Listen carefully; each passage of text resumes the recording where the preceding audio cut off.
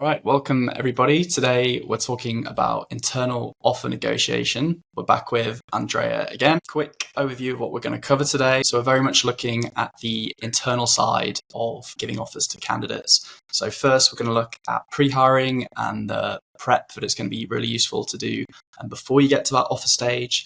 Then we're going to look at throughout the recruitment process, approaching the offer and negotiating the offer with a real focus on the internal side. And lastly, we're going to look at negotiations, some techniques, and some considerations when negotiating out of the potential bands you've got. So, Andreea, first question, what do we need to prepare before hiring with the hiring managers to then get it right at the offer stage? Quite a few things. I think establishing the exact expectations and the impact of this role in the organization and in the team is essential. A lot of the things would have been covered already in your intake calls or intake meetings, intake sheet, however you wanna call it. So we will try and focus in this session purely on the budgetary aspect of things. Again, I'll refer primarily to where money is involved, right? What is the full compensation, looking at the team setup and what other individuals are earning in the team. Trade-offs, a little bit, we'll touch upon that.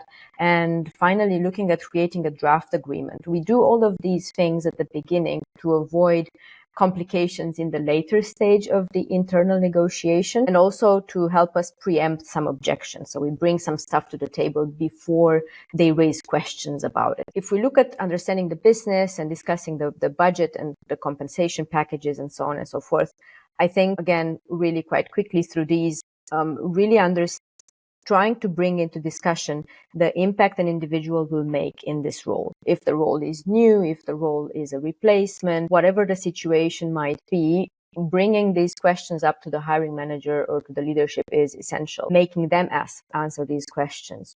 Where will the individual bring value? Making them think about why it is important to actually be able to pay them the relevant package when they come in. Another thing is discussing the other people in the team, understanding where they sit on the salary bands, or if you don't have salary bands, where they sit on the compensation package, because this will also inform how far out we can go, being on the lower or on the higher end of things.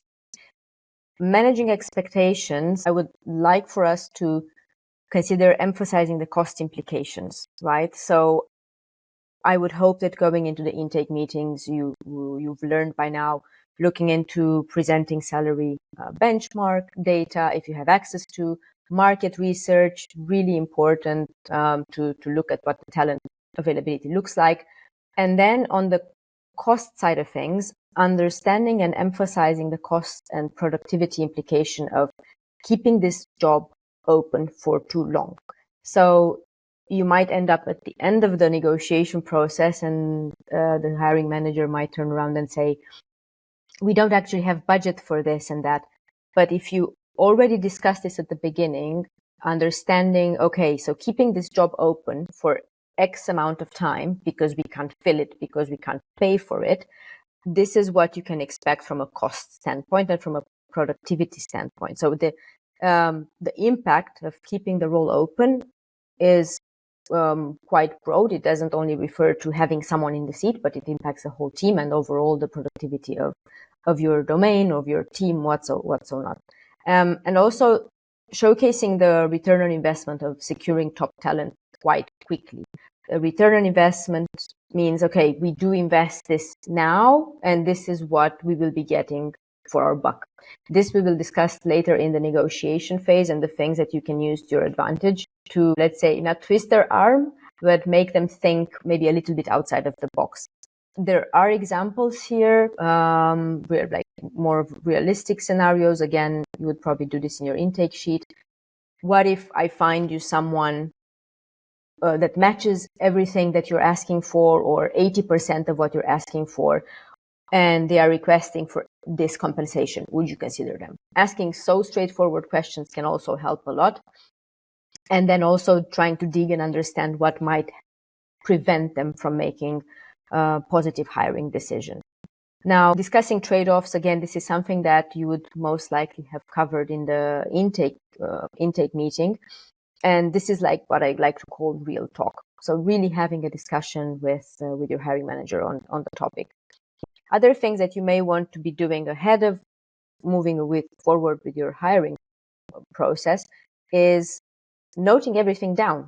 So some of the things that I would strongly suggest that you do always, very importantly in this case, is we refer to wrapping it up or putting things into perspective, understanding what is of appeal for a candidate, and then with all the information you have gathered, wrap it up and do what I would like to call a draft agreement. Put it in an email, put it in a Google Doc, whatever works for you, and have it as a draft agreement between you and your hiring manager, so that none of you forgets what was talked about and agreed upon. So I know we went really quickly through this. I think it's more important to spend more time on how we do the internal negotiation piece during our actual recruitment process. And this is the second step of our lesson today.